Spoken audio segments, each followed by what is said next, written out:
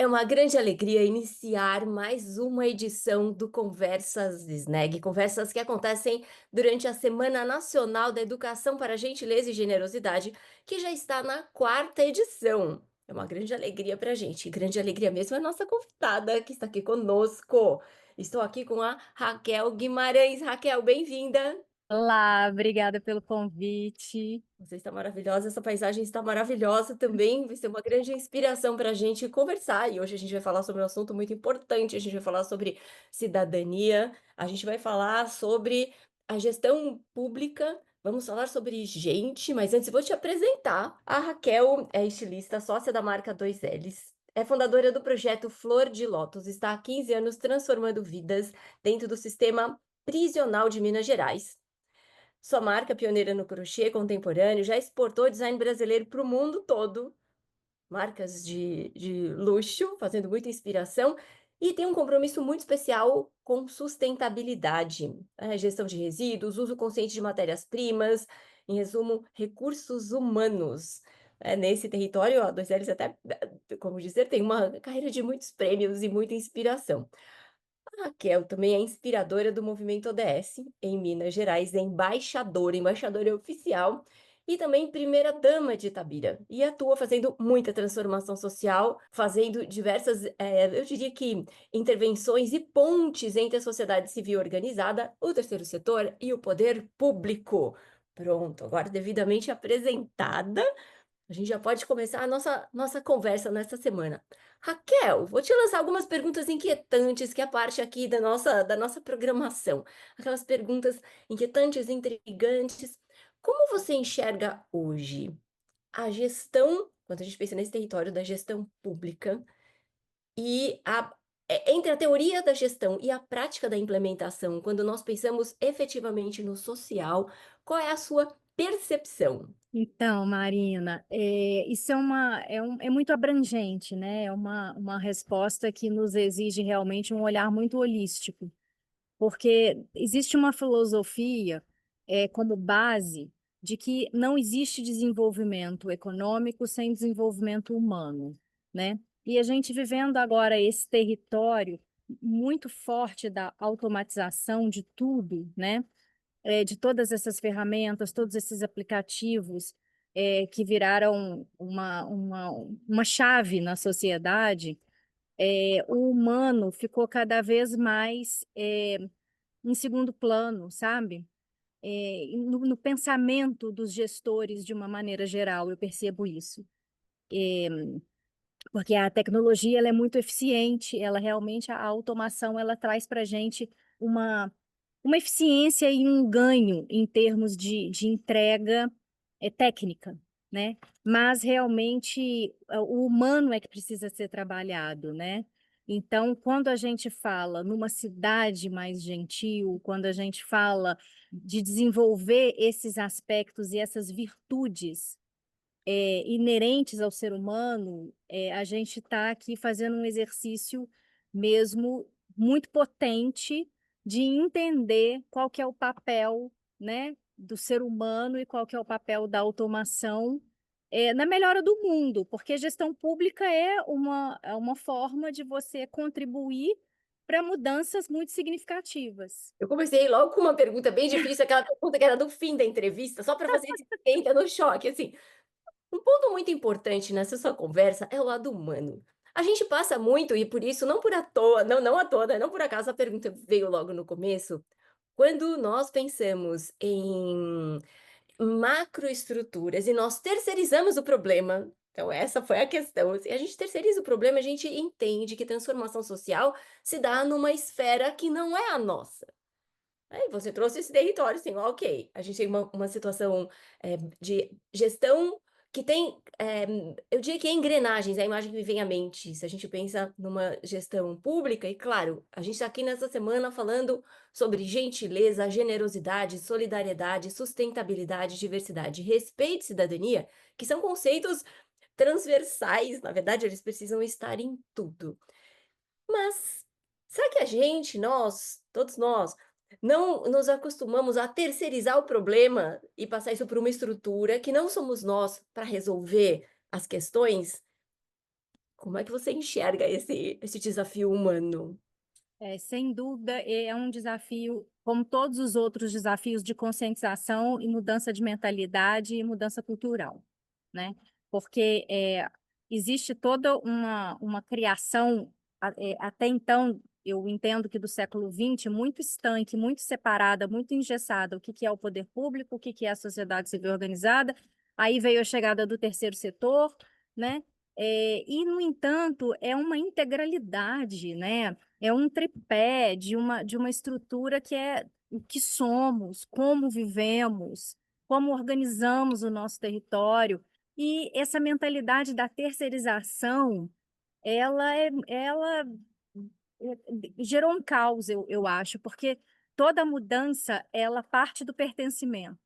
Se você não se sente pertencente aquilo, se você acha que aquilo não te diz respeito, seja positivamente ou negativamente, você não é agente de transformação ali, né? Então, esse olhar de enxergar a integralidade, a intersetorialidade, a transversalidade, é ver tudo enquanto trama, ver tudo enquanto rede, ver tudo enquanto um tecido social realmente de trama e de ordume que se entrelaçam, né? Um ponto que não vai existir se ele não der um laço, se ele não se envolver com um outro fio. E assim deveria ser a nossa sociedade, né? Desde a educação mais básica, lá na primeira infância, o sentimento de pertencimento, eu acho que parte por aí. Porque se você realmente se sente é, dono, não dono de forma egoísta, mas um sócio do meio ambiente, um sócio da sociedade, um sócio de todas essas redes, você se sente um fio ali e não uma coisa que está do lado de lá ou do lado de cá. Se você se sente parte, você atua. Se você não se sente parte, você não vai conseguir fazer nenhum tipo de conexão e vai sempre dizer que o problema é o outro, que o problema está com o outro. Nunca é seu, nunca te pertence. E com isso a gente chegou até aqui, né? Num meio ambiente muito adoecido, numa sociedade muito adoecida, com muitos problemas de saúde mental. Eu acredito que tudo isso é parte de um grande egoísmo no micro e no macro, sabe? Um egoísmo assim, ai, isso não é para mim, isso não é comigo, isso não é meu. Ou então, isso é meu demais, eu sou dono disso, eu sou o único dono disso. E no macro, é essa coisa, eu não quero entender de política, porque política, aí vem todos aqueles julgamentos, vem todo aquele... E isso vai alienando o ser humano, ele vai ficando alienado, né? Ele vai ficando cada vez mais é, não pertencente, não envolvido, não consciente e isolado. E o isolamento, a gente sabe que num mundo de construção, tudo é coletivo, tudo é compartilhamento, tudo é essa rede, né? Muito bonita a sua analogia, como uma tecedora, né, uma tecelã desses cruzamentos e dessas trocas, dá para imaginar esses pontos. Gosto muito desse conceito de tessitura e de visão integral, né, esse pensamento de sistema mesmo, em que tudo está integrado a tudo, e cada pequena iniciativa que a gente faz, e muitas vezes a gente não tem consciência disso, e quando nós pensamos numa questão de esfera pública, nós temos que nos entender como pertencentes dessa estrutura e não como nós somos copartícipes. E tem aquelas frases que circulam, né, Raquel? Por exemplo, problema tipo meu, problema tipo seu, então isso não é comigo. E não tem nenhuma questão que não seja com a gente. Você, como uma embaixadora dos Objetivos de Desenvolvimento Sustentável, conta um pouquinho para a gente como é essa sua atuação e como você vê na prática a transformação. Pois é, Marina, esse convite para ser embaixadora dos ODS foi um convite que eu recebi com muita responsabilidade, eh, porque é realmente uma coisa muito séria, a gente está em emergência, em todos os aspectos, né? Cada ODS é um ODS de algo muito emergencial que a gente precisa resolver no planeta para que exista vida nas próximas gerações, né? Não é mais uma coisa que está em tempo, é uma coisa que passou da hora, né? A gente ouve falar em ecologia desde os anos 90 de uma forma, mas a transformação mesmo o freio não aconteceu, né? Pelo contrário, o mundo entrou numa rota muito perigosa. E desde sempre eu entendi, desde que eu me formei, assim, como profissional, que quem não chegasse no século XXI com uma consciência de sustentabilidade real e não desse greenwash que o consumismo usa muito, né, para falar que é sustentável, para dizer que é reciclável, e na Sim. prática não é nada disso, a mentalidade do empresário que não tivesse produzindo algo para a sociedade não fosse uma mentalidade de entregar uma indústria completamente responsável nos seus processos, ele não ia ter espaço no mundo. É, mas agora, passados 20 anos desde que eu comecei, eu falo assim, não é que ele não vai ter espaço no mundo, é que não vai ter mundo. Para esse espaço, exatamente. Tipo, acabou. Ou a gente faz o mundo entrou numa rota muito perigosa de colisão consigo próprio, né? É, Então, assim, eu assumi essa tarefa, assim, de divulgar os ODS. O que que o embaixador faz? O embaixador é uma pessoa que vive aquilo na prática, né? E que vai buscar aí que as pessoas entendam o que que são os objetivos e por que que eles existem e por que que eles precisam ser alcançados, né? Por que que essas metas precisam ser alcançadas. Então, assim, eu tenho a minha experiência de iniciativa privada, nasci numa família industrial, numa família do setor têxtil, mas eu, quando fui para esse caminho de ter uma empresa realmente sustentável, né, eu procurei e me associei muito ao terceiro setor, que era quem falava sobre isso, era quem alertava sobre isso, era quem trazia esse princípio desse entrosamento aí entre esses três eh, esses três pés da sociedade, né? Que eu sempre falo que precisam se unir, o poder público, a iniciativa privada, o terceiro setor e a sociedade civil organizada no meio disso, né? Eu falo assim, é um tripé, mas o que tá o que isso tem que sustentar é uma grande coisa chamada sociedade, né? Então, é por essa história, e aí, quando eu me tornei primeira-dama em virtude do mandato, do primeiro mandato do Marco Antônio enquanto chefe do executivo, numa cidade, né, muito importante de Minas Gerais, historicamente muito importante, por ser uma cidade onde começou a mineração no país, então é um território muito explorado pelo extrativismo, pela monocultura, né, uma monoeconomia, então, que é a mineração, que é um capítulo muito específico, né, eh, desse território. E aí, começando a olhar para isso, assim, com essa experiência que eu tinha do setor privado, essa experiência do terceiro setor, né, através de ser uma empresa de impacto social, e essa experiência agora na vida pública, eu entendi que ou isso tudo se unia de uma forma muito verdadeira e muito autêntica em torno dos ODSs, porque se a iniciativa privada, o terceiro setor e o poder público realmente se unirem em torno dos ODS enquanto um grande mapa, sabe? Um grande caça ao tesouro. E qual que é o tesouro? A continuação da nossa espécie, sabe?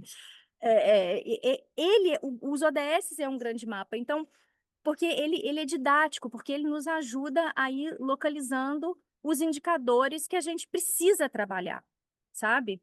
Aí aconteceu esse convite do movimento e eu amo divulgar, amo falar sobre isso, porque eu acho que realmente eu vejo os ODSs como esse mapa. E falta norte, né? Essa é uma questão, a gente tem conversado bastante, tá, nessa questão do que é consumo, do que é um consumidor e do que é um cidadão. Você citou a questão de mapa e falta norte, né? Nós, na plataforma, resolvemos desenvolver uma série de materiais que são disponibilizados gratuitamente para toda a população, inclusive Itabira já visitada nesse território, com novidades vindo em breve. Quando nós pensamos em o que as pessoas estão acostumadas a consumir e aquela expectativa, né, o melhor dos mundos é que todo mundo consumisse também, não no sentido de consumo de gasto de dinheiro, no consumo de absorver conteúdos, informações sobre bons princípios, boas práticas, sobre a importância de cuidar do planeta. Isso tudo se transformou num grande negócio. E essa é uma dificuldade muito complexa quando a gente pensa, né, você tem o seu negócio social, que você já faz seu processo de integração, mas quando a gente olha para a gestão E eu vou puxar de novo a questão da esfera pública, porque é muito desafiador e, por vezes, esse assunto fica tão distanciado das pessoas, a gente acaba discutindo polarizações políticas, pertencimentos partidários e não participação cidadã individual para a transformação, né? O conceito inicial da polis, da cidade, de você estar ali atuando, sendo cidadão, para além do quero meus direitos, né, eu tenho meus direitos e ok, você tem os seus deveres, é como você participa da transformação. O que que você tem visto nesse território, Raquel? Você como visionária, tá sempre viajando pelo mundo, acompanhando tendências, eu diria, é o conceito que a turma fala, né, do high e do low, você está no luxo e você está, posso usar essa expressão, no lixo? Não, assim, no sentido de você estar reciclando lá da ponta e você transforma, eh, materiais em mega soluções, assim como você transforma a vida de pessoas que estavam se sentindo completamente largadas, né, na à deriva da sociedade, e você oferece oportunidade para esse processo de transformação. Como é que você enxerga o futuro disso tudo? Marina, suas perguntas são muito amplas, eu vou pegar cada eu vou pegar de trás para frente, tá, para a gente Isso chegar lá mesmo. no consumo. É a gente realmente precisa assumir, e você falou muito bem, sem nenhum véu, a gente realmente precisa assumir que o sistema prisional e a miséria que ainda existe na sociedade é lixo. A gente precisa assumir isso. A maneira como o sistema prisional é constituído no Brasil, ele é uma masmorra, ele é um local de tortura, ele é um local de completa violação de direitos humanos. E a gente precisa falar isso sem constrangimento, sem medo, porque só quando a gente encara o problema, a gente tem que se sentir constrangido enquanto sociedade de existir dessa forma. Mas se existe dessa forma, ou é por a gente, o isolamento, a gente se distanciou, a gente quer a punição, a gente quer que essas pessoas paguem pelo que elas fizeram, da forma pior possível, e a gente nunca encarou esse problema, né? Ou então seja por uma construção mesmo de um projeto de encarceramento de uma determinada fatia da população que é preto periférico, tá? E quando a gente começa a falar sobre isso, com dados, com estatísticas, começa a questão da polarização. Então, aí já chegando na sua, né? Chega na polarização, as pessoas já começam a falar, porque quem defende os direitos humanos e defende.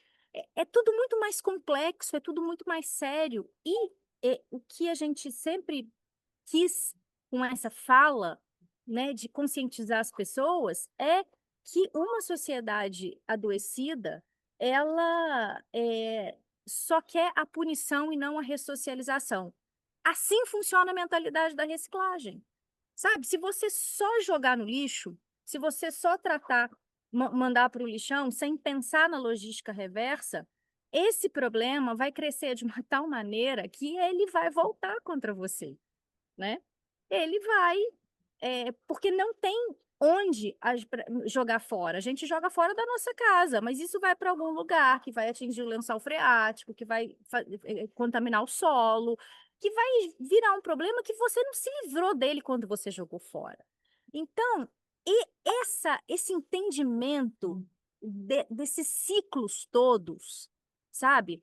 Eles precisam chegar até as pessoas, né? E quando eu sou essa estilista, que eu faço essa ponte intransponível, porque a moda ela é muito lida como luxo, ela é muito lida como fútil, ela é muito lida como eh, um ápice, né, do sistema do consumo, que você se sente inserido porque você tem a bolsa tal ou porque você né, tem coisas exclusivas e muito caras e por isso você ostenta ali o seu sucesso, aonde você chegou através do seu discurso visual por esse caminho do luxo. Eu luto muito para colocar a moda no lugar da moda, que é o lugar da semiótica, que é o lugar da comunicação, que é o lugar de você dizer muitas coisas através de uma imagem, através de um colorido, através de uma textura, sabe?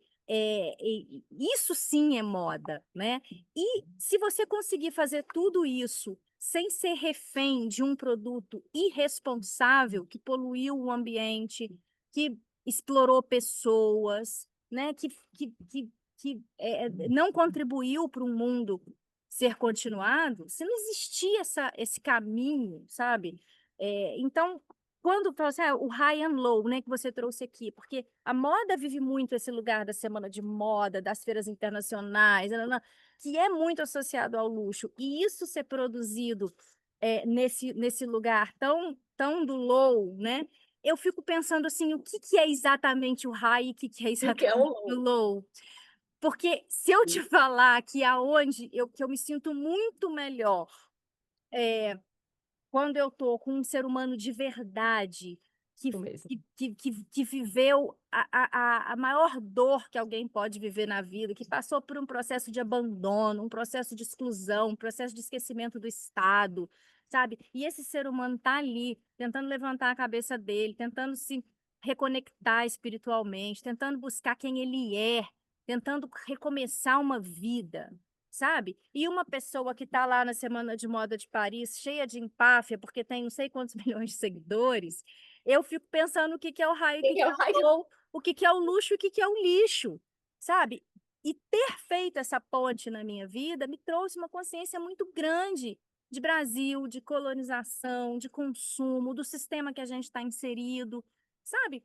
E aí, chegando, né, no princípio dessa conversa, da sua pergunta, e o consumo nisso tudo, né? E essa indústria da moda, é, essa é a grande razão da minha vida, eu acho, sabe? Que é levar para as pessoas um exemplo, não é um discurso, não é um texto, é um exemplo de que a gente consegue fazer uma moda responsável, sabe? Uma moda que não é fútil, uma moda que ela tem qualidade e que ela pode ser de acesso para todas as pessoas, porque ninguém precisa ter 1 milhão de vestidos, ninguém precisa ter não sei quantos mil sapatos, mas você precisa ter um que você vai ter durabilidade com ele, que você vai ter. Ai, que fofo, caiu uma. Eu tô aqui no meio da floresta hoje. Mas é isso, sabe? E aí dentro, eu ia falar sobre isso também, porque essa pergunta foi muito ampla, mas quando a gente fala, né, do meio ambiente e dessa polarização que a gente está vivendo, essa árvore que está aqui, que eu estou debaixo de um abacateiro que foi plantado há mais de 100 anos. É, quando essa propriedade aqui que eu estou teve seus primeiros moradores, princípio do século XX. E esse abacateiro foi plantado. E esse abacateiro está aqui dando abacate até hoje. E esse abacateiro não tem título de eleitor. Ele não vota. A árvore não é nem de direita nem de esquerda. A árvore é a árvore, sabe? E aí, nós que somos pessoas que dependemos da fotossíntese dessa plantinha aqui, porque a gente precisa respirar. E quem nos dá oxigênio é a natureza. Quem nos dá oxigênio, o que a gente expele na nossa respiração, que é o gás carbônico, é o que ela inspira e é o que ela transforma em oxigênio. Então, a natureza por si só nos desembarcou num planeta que é de integralidade e de conexão. O reino animal não existe sem o vegetal, mas o reino animal existiu uma espécie que se desenvolveu a ponto de desequilibrar tudo. Então, que raio é esse? Que desenvolvimento é esse? É isso. Ótimas colocações, Raquel. Eu gosto de passar pergunta ampla para você, porque eu sei que você dá conta de um, como dizer, não é uma resposta, é uma já conversa estruturada. Até porque você é tecidora de conceitos. Esse ponto que você traz, ele está muito conectado com alguns estereótipos que a gente tem, né? A gente cria estereótipos de certo e errado, a gente cria estereótipos de direita e de esquerda, a gente cria estereótipos de alto e baixo, de pobre e rico.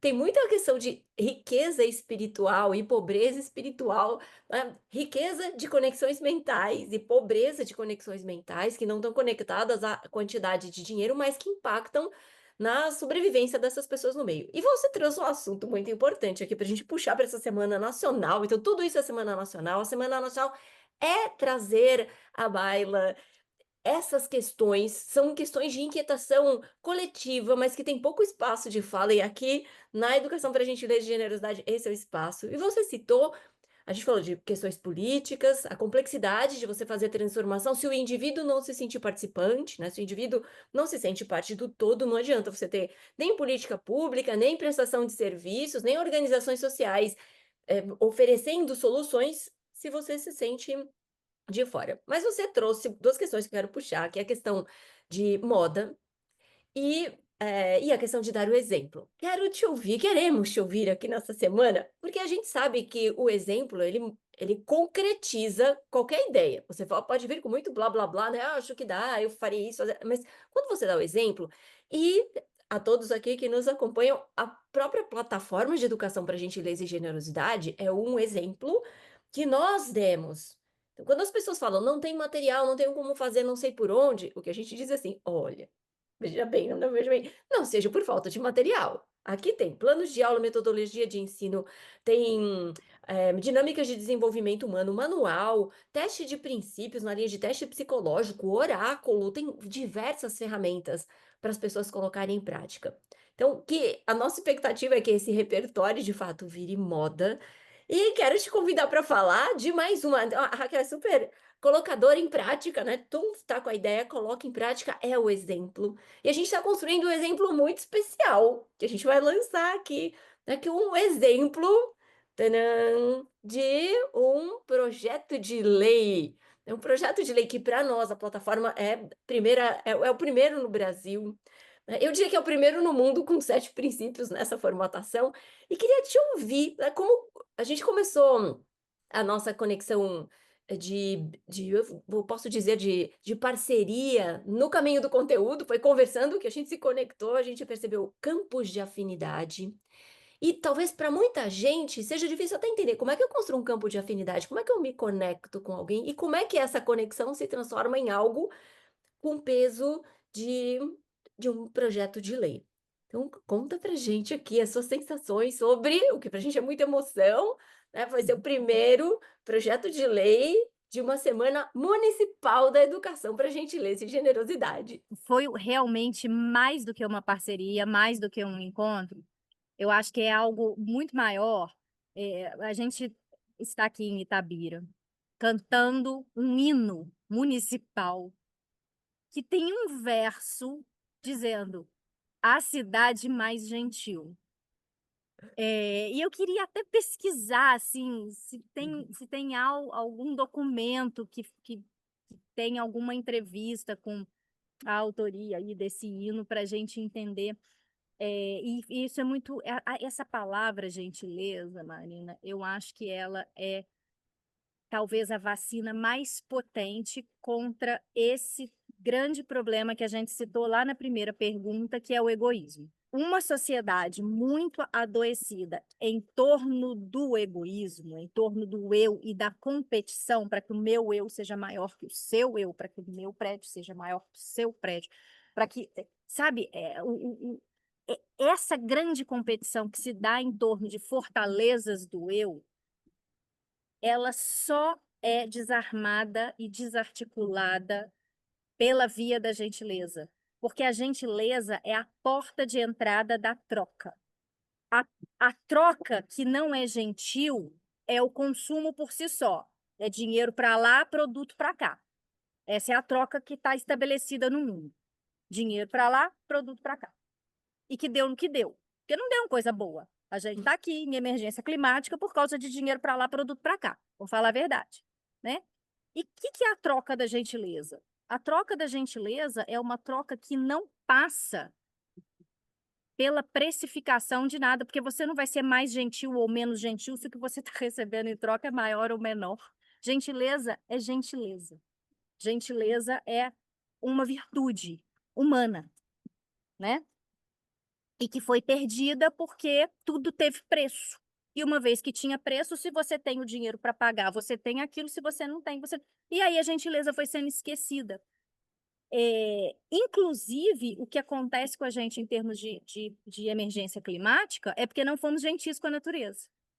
Sim, a mãe natureza tem uma frase linda que é assim: "A mãe natureza é a mais generosa de todas, Ela dá, ela oferece tudo, o seu abacateiro, o sol que está atrás de você, o ar que a gente respira, a água que a gente bebe, ela oferece tudo sem cobrar nada.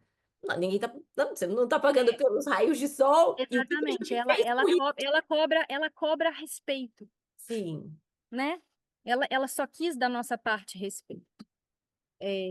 Respeito ao seu equilíbrio, respeito ao que ela ensina sobre os ciclos, né, a gente eu sempre gosto de fazer associação do micro com o macro, porque na nossa vida a gente vive os nossos ciclos, a gente tá na primavera quando está na infância, a gente vai e chega no verão, na juventude, né, aquela coisa que é aquela potência absoluta, é aquela energia absoluta. Aí você encara um outono, quando você começa a amadurecer, e você encara o inverno, se você chega até a sua velhice, você se recolhe novamente para virar semente. A natureza, a vida inteira faz um ciclo e ensinando para a gente. Então ela é generosa não só porque ela fornece, principalmente num país tropical, mas ela ensina. A mãe natureza ensina, ela é generosa ao dar o fruto, mas em ensinar o processo.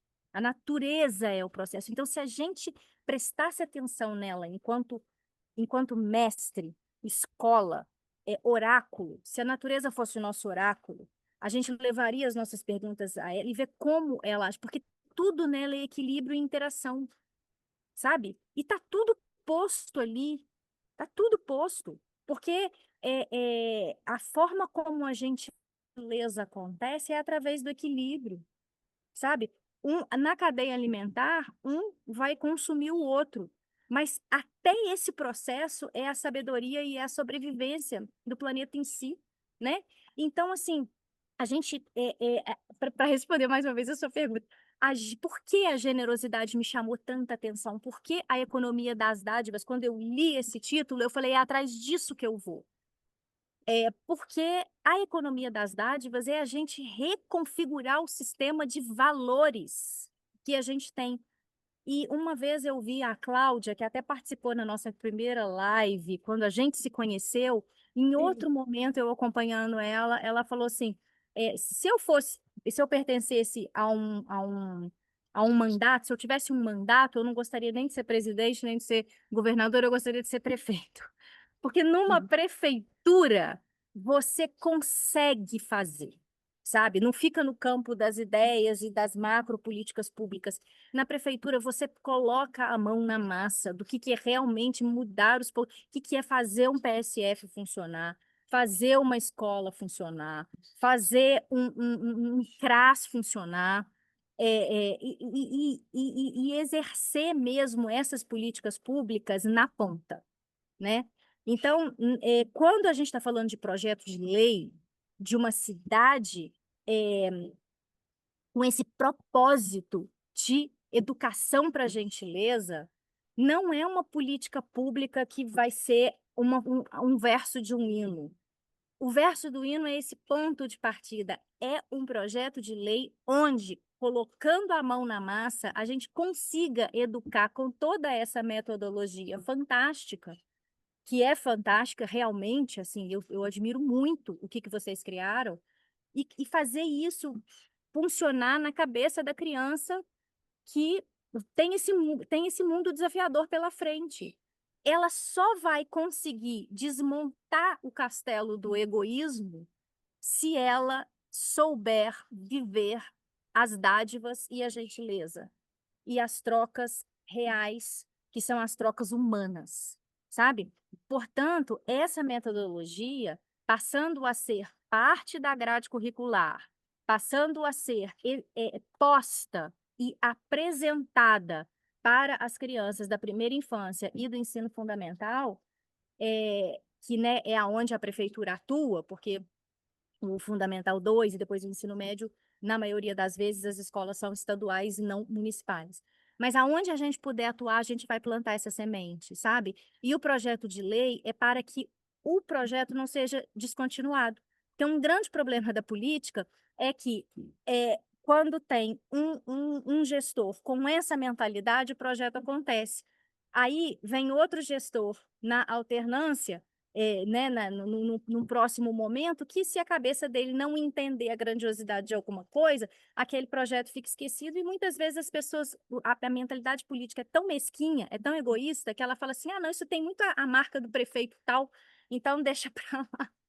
Então o projeto de lei é feito para resguardar a continuidade, sabe, para garantir que o que seja aplicado, porque aí o vereador tem base de fiscalização que aquilo realmente está acontecendo no município, como um projeto ser continuado, porque nada é feito em 4 anos, né, tudo é uma mudança geracional que precisa ser implantada. E esse exemplo vire moda, e diversas figuras tem muita teoria, né, quando a gente estuda gestão desses temas amplos, é realmente muito complexo. A diferença se dá quando você atua no seu microterritório. Tem vários experimentos pelo mundo de comunidades, você consegue fazer a transformação na comunidade e expandir. Agora quando você tenta mudar o mundo todo de uma só vez, é muito difícil. É muito difícil se a gente pensar até na própria rede relacional que a gente tem, muitas vezes fazer um comunicado numa rede pequena já é desafiador. Imagine se você pegar um condomínio, se você amplifica essa área de atuação. Então, a partir do É. pequeno, a gente consegue a transformação. As pessoas vão se sentir mais participantes, né, e é esse exemplo que nessa semana nacional, a gente quer aqui direto de Itabira, tenho certeza que toda a equipe lá de Itabira vai contar essa história para quem tiver dúvida, quem fala: "Mas por onde eu começo?", né, sendo uma prefeitura. E a gente tem Uhum. que lembrar, assim, tem muitas vezes que a gente tem o poder de transformar, não é sempre. E tem gente que pode até falar: "Bom, eu não tenho o poder, eu tenho", sempre temos o poder de sorrir para alguém, sempre temos o poder, eu estava andando, né, caminhando na rua esses dias e uma pessoa pediu dinheiro, mas eu estava sem celular, sem nada, eu só desci desci para dar uma volta e subi sem nada. E aí eu falei assim: "Aceita um sorriso?" Aí a pessoa: "Eu aceito", assim, é o que a gente tem, né, então a gente tem muita coisa que se eu não tenho nesse momento, depois eu desço, né, mas naquele momento eu não tinha, o que eu tinha para dar era, aí a pessoa falou assim: "E bom dia", eu falei assim: "Nossa, e bom dia", então são pequenas trocas que a gente faz, mas quando a gente pensa em quem tem este poder de levar esse material para uma rede de educação, de levar esse conteúdo para casa, vamos começar em casa, né, a gente está indo longe, mas em casa, falar com a família, quem a gente não está falando só na infância, né, na infância e o quanto antes, a gente traz esse conceito de analfabetismo sociotransformacional, porque a gente não foi letrado para isso, né, tem um letramento para falar de princípios, e você colocou muito bem, Raquel, essa sociedade começou a mercantilizar todas as coisas, e para o mercantilismo, nu e cru, a gentileza, assim, se eu tô comprando online alguma, especialmente hoje, né, se você compra online, você não tá vendo o rosto de ninguém, você não tá, que troca que você tá efetivando? Nem esse sorriso que eu doei na rua e recebi um bom dia lindo de troca, nem isso acontece, porque você tá num modelo robotizado, né, e que a gente acaba importando nas nossas relações. Então, se você tem poder, e seja lá qual for sua área de atuação, né, é muito importante saber que existem ferramentas como essa, como a educação para gentileza e generosidade, que são gratuitas, inclusive, para você levar e aplicar da forma como fizer mais sentido, né. E Itabira, a nossa conversa é sobre essa oficialização da Semana Municipal de Educação para Gentileza e Generosidade, de uma entrada na grade curricular, mas em cada espaço tem frentes diferentes, muitas vezes na capacitação, no preparo de colaboradores, na atualização, né, se a gente pensar na gestão pública, dos servidores, tem várias frentes, não é? É, sem dúvida. Não só das crianças, como principalmente dos servidores, os relacionamentos em geral, né, Marina? Eu acho que, esse mecanismo do mercantilismo digital, né, que se o mercantilismo ainda ele era complexo, tendo ainda o relacionamento humano como a forma dele acontecer, já era muito complexo, agora então, que é com a máquina, isso vai forjar um ser humano, realmente, voltando lá para a primeira pergunta, cada vez mais isolado, né? Enquanto deveria a gente estar formando realmente uma teia. Tem uma frase que eu acho sensacional, que é: o futuro é ancestral e o futuro é manual. Né? Ou seja, se a gente só vai ter futuro se a gente voltar, retomar um pouco para o princípio desse ciclo, sabe? E desse inverno para essa primavera, fazer essa transição e a gente conseguir olhar para a nossa ancestralidade enquanto, enquanto pertencentes a essa natureza toda e exercitar as nossas mãos, sabe? Saber fazer, saber laçar, saber tecer, saber escrever, saber modelar, saber cozinhar, né? Todos esses fazeres manuais que é a gente transformar o que a natureza nos dá nos nossos artefatos, né? É, é, é a nossa maior qualidade enquanto espécie, né? Saber dar as mãos também, né, porque a gente esqueceu. Principalmente. Daí incluindo, independentemente de ter as mãos ou não, a gente fala simbolicamente, né, dar as mãos no sentido de entender que a gente vive em comunidade, que as trocas precisam ser feitas. Você sozinho é, como dizer, é uma grande ilusão, imensa ilusão, das maiores, você achar que você está sozinho no mundo, que o que você está fazendo é só para você, que o que você está acumulando é só para você, e que nada impacta em nada, porque tudo impacta em tudo, até os nossos pensamentos, não é mesmo? São ondas, né? São ondas, tudo São impacta. frequências, né? E se a gente tem essa oportunidade de transformar, para que perder?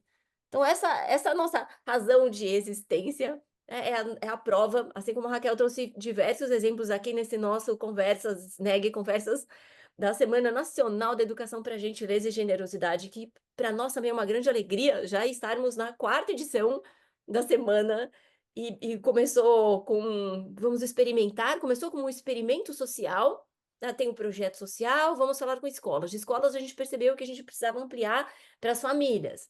Famílias, a gente percebeu que o jovem, dentro desse território, ele está num código distinto, ele não quer ser, ele não quer ser espectador, ele quer ser protagonista. Aí a gente percebeu que tem todo um território de ambientes de trabalho que precisa ser mobilizado. E a gente percebeu que tem um território mais amplo de comunicação e de comunidade que precisa ser abastecido com estudos, pesquisas, referências, como a gente está lançando novos estudos aí nessa semana. E a gente tem um espaço midiático, esse espaço digital, comunicacional, muitas vezes invisível aos olhos, mas que interfere muito no nosso pensamento. E quem faz isso tudo acontecer somos nós, com os nossos com pequenas atitudes, muitas vezes aquele gesto do dia a dia que pode ter um impacto gigante na vida de alguém. Raquel, que alegria conversar com você. Eu quero te ouvir agora para aquela inspiração. É difícil fechar uma conversa tão rica e daria para fazer, na verdade, uma sequência, uma minissérie com vários episódios, né, numa programação com várias sequências e vários módulos. E a nossa missão aqui nesse programa, nessas conversas, é isso, trazer vozes para que as pessoas possam se inspirar e pensar fora do mesmo caminho. Às vezes você pensar só no terceiro setor que isso acontece. Não, ou só na esfera política, ou só a empresa que tem muito dinheiro pode fazer alguma coisa, e eu não. Então nós somos o exemplo disso tudo, né? Todo mundo pode fazer a diferença. Qual o seu recado nessa Semana Nacional da Educação para Gentileza e Generosidade, para as pessoas que estão pensando em fazer, estão querendo, mas ainda não se mobilizaram. Marina, antes de tudo, eu quero parabenizar por essa semana existir, por a gente estar aqui, parabenizar e agradecer, né? Porque eu realmente acredito, eu fiz vários, assim, eu multipliquei muito o projeto dentro da penitenciária. Quando eu comecei, as pessoas olhavam para mim e falavam assim: você é louca? Você vai entrar na cadeia? Você é maluca? O que que você vai fazer na cadeia? E eu, assim, nesses mais de 15 anos que eu tô lá dentro, eu consegui fazer várias pessoas que também entrarem na cadeia com conversas como essa, com palestras, com semanas, da gente conscientizar e falar, empresário, vamos lá fazer sua parte, né? Da gente, e isso é inspiracional, né? Isso quando eu sou convidada para dar palestra, ou quando eu sou convidada para falar sobre isso, eu sempre faço um esforço para caber isso na minha agenda, porque eu acho que falando vai ter alguém que vai ouvir, vai ter alguém que vai fazer algo com aquela semente que você lançou, né? Então, parabéns, porque essa semana é para isso, é para conectar todas essas ideias, é para conectar esses pensamentos e divulgar e inspirar as pessoas.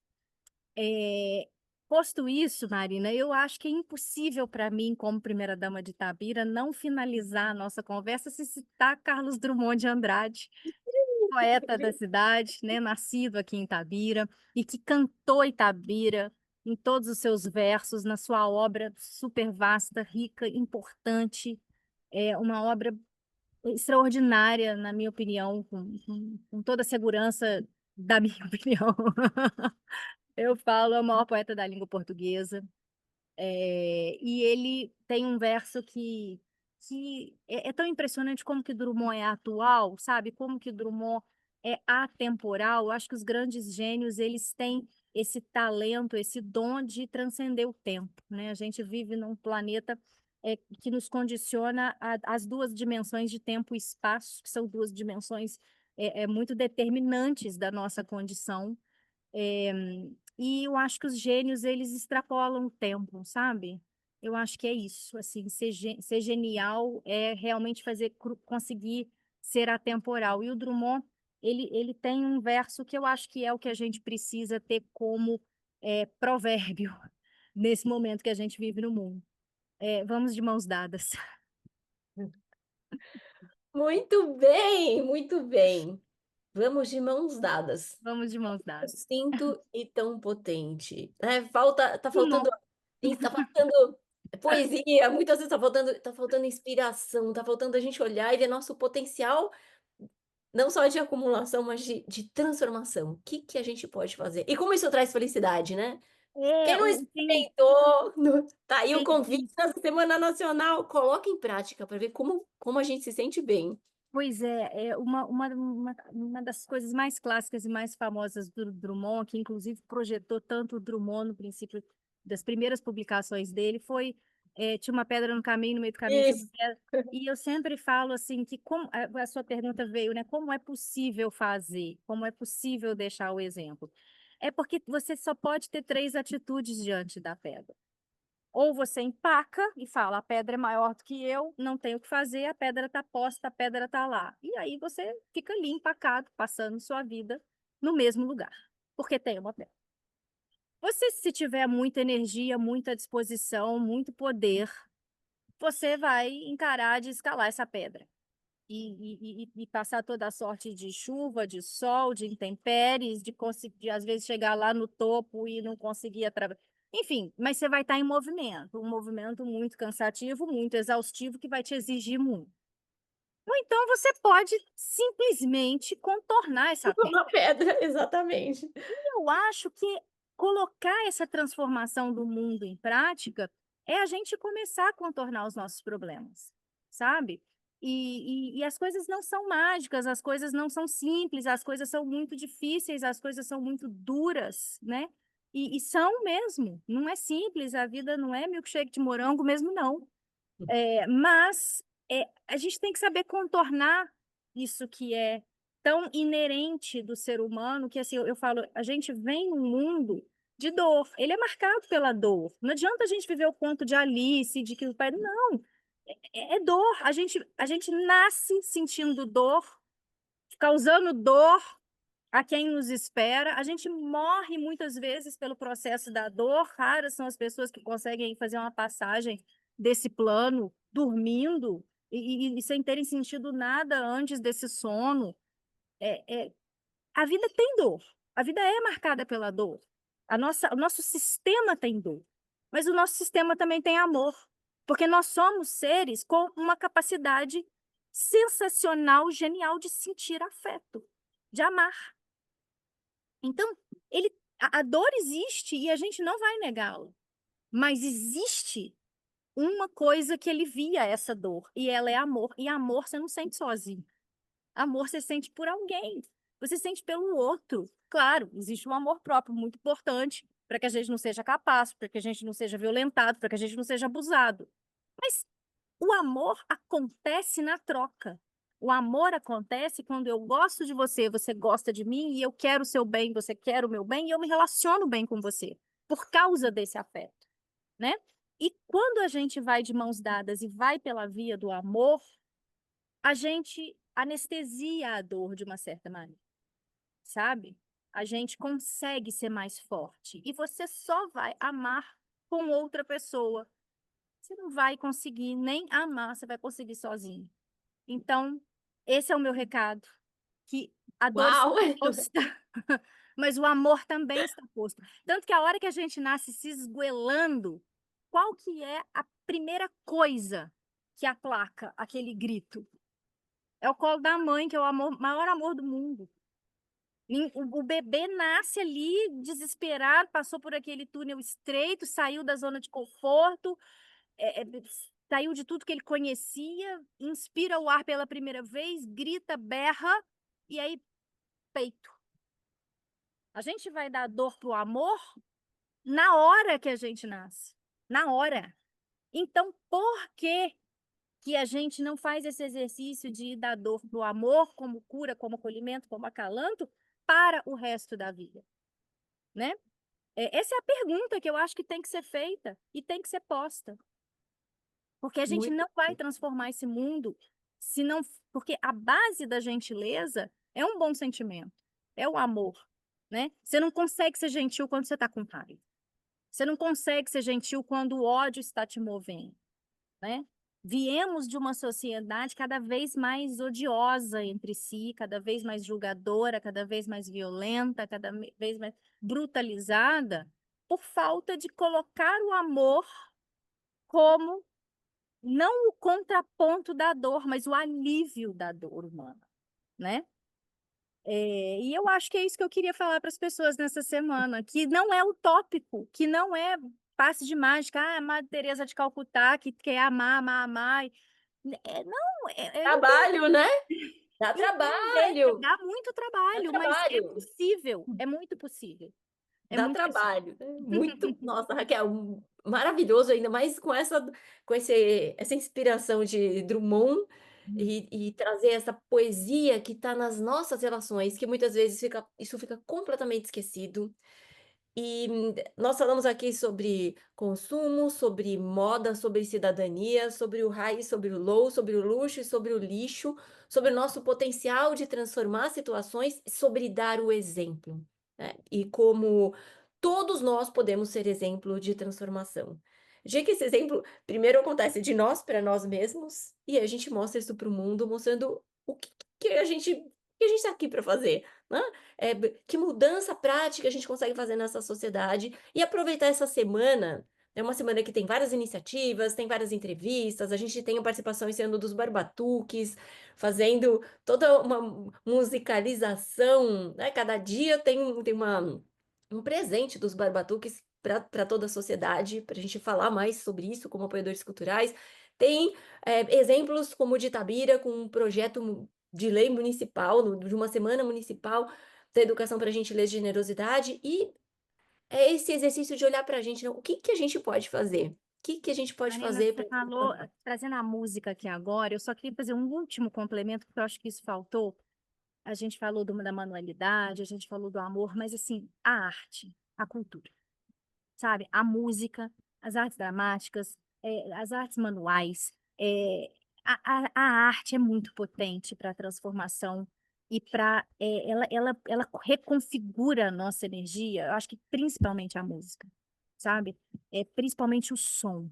Eu acho que ele reconfigura a nossa energia de uma forma tão poderosa que a gente consegue diluir a parte muito cristalizada, muito brutalizada, muito endurecida através da arte. Então, parabéns, porque eu acho que a arte é um meio muito efetivo da gente conseguir levar à tona o nosso ímpeto de boas atitudes, de boas virtudes, de gentileza, principalmente, porque você coloca uma música e reseta o sistema, né? Então, parabéns aí por estar trazendo essa musicalidade, porque eu acho que ela faz muito parte desse processo. Ah, obrigada, Raquel. E esse tocar, né? Como a gente toca o outro, como a gente afeta com afeto, como a gente se mobiliza. E é isso, né, cada um no seu território, repertório tem em todos os cantos. Para quem tem dúvidas e fala: "Tô na gestão pública", tá aqui a prefeitura de Itabira à disposição para conversar também com vocês, para pensar em como levar de forma prática. Não, vamos pensar assim: eu não preciso mudar o mundo de uma vez, mas começar, já diz o ditado, né, um caminho de muitos quilômetros começa com o primeiro passo, e um primeiro passo pode ser muito transformador na vida das pessoas. E a gente não pensa em produto, né, não tô falando com produto, quantos produtos eu vendi, não, a gente tá falando com quantas vidas a gente se relacionou, na reciprocidade, na mutualidade, e muitas vezes uma informação que você comentou muito bem, eu estou falando, a gente tem dá trabalho nesse sentido de persistência, né. Você fala e uma hora vem alguém e fala: "Nossa, eu vou", como foi a nosso contato, uma hora É. alguém falou: "Nossa, isso tem muita sinergia, vou te trazer para falar aqui", e olha como a gente frutifica. E eu finalizo aqui com essa questão da natureza e a polinização, entender que essa semana, e aí nessa paisagem tão bonita aí atrás, como embaixadora dos ODSs, né, aqui com a gente, uma oportunidade muito especial e já demonstrando a nossa gratidão e a nossa alegria, a honra em ter você com a gente nesse conversas, nós estamos sendo polinizadores do quê? Né, então que fique essa reflexão, o que que a gente está polinizando, assim como os passarinhos, assim, eu tenho muito beija-flor na mente, né, que é um polinizador ímpar, as abelhas, quantos seres da natureza, nós somos seres da natureza também, tem que lembrar disso, né, tem gente que se acha fora do não, nós somos seres da natureza. O que nós estamos polinizando com as nossas palavras e com os nossos gestos? E para quem está na dúvida do que polinizar, tá lá gentileza-generosidade.org.br, tem um monte de ideia para a gente polinizar esse mundo com mais gentileza, generosidade, solidariedade, sustentabilidade, diversidade, respeito e cidadania. Raquel, Hum. gratidão imensa, estou muito feliz com essa conversa e que ela traga muitos alumios para muitas pessoas que nos assistirem. Que bom, Marina, eu também agradeço, deixando essa mensagem aí de que o pólen é a atitude. Cada atitude é uma semente, né? Então, todas as nossas atitudes são esses pólens e o principal, que eu acho que sem dúvida é a gentileza e a generosidade. Para os outros municípios, eu estou super à disposição também para contar como está sendo o exemplo aqui em Itabira e dizer que é muito simples, é muito fácil, a metodologia está toda posta, está toda construída, é só introduzi-la, e espalhá-la e polemizá-la. Muito obrigada. Muito obrigada, uma ótima semana nacional para você e para toda a turma de Itabira também. Tá, estaremos conectados aí com vocês o tempo todo. Sucesso. Beijo. Muito obrigada, Tchau, beijo, até uma tchau. próxima. Tchau, tchau.